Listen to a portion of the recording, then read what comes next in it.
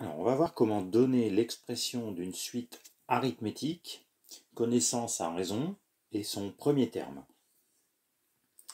Donc, on rappelle, une suite arithmétique, c'est une suite dont la différence entre deux termes consécutifs est toujours la même, c'est-à-dire la raison.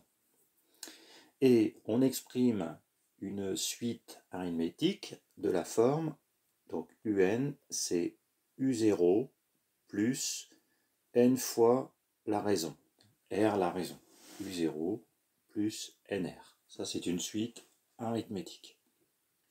Donc, ici, j'ai UN, une suite de raisons 5, et de premier terme U0 égale 7.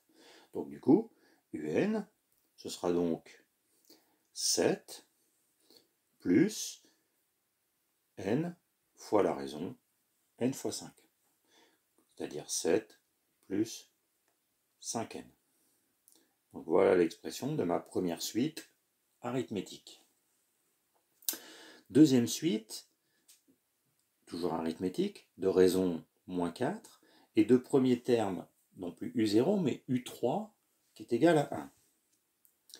Donc, dans ce cas-là, comme on ne commence pas au terme 0, on va avoir un décalage par rapport au n. Et dans ce cas-là, on a UN, c'est UK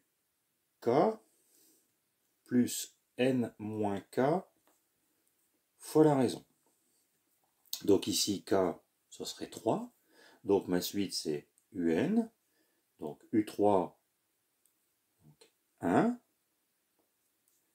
plus n moins 3, puisque j'ai décalé de 3, hein, fois moins 4. Donc après, si on simplifie, hein, on a 1, moins 4n, moins 4 fois moins 3, plus 12. Et du coup, on a 13 moins 4n. Donc ça, c'est ma suite UN. Toujours arithmétique. Hein.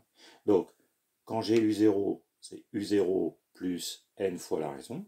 Par contre, quand j'ai une autre valeur qui n'est pas U0, hein, donc UK, il faudra que je décale, hein, donc n moins k fois la raison.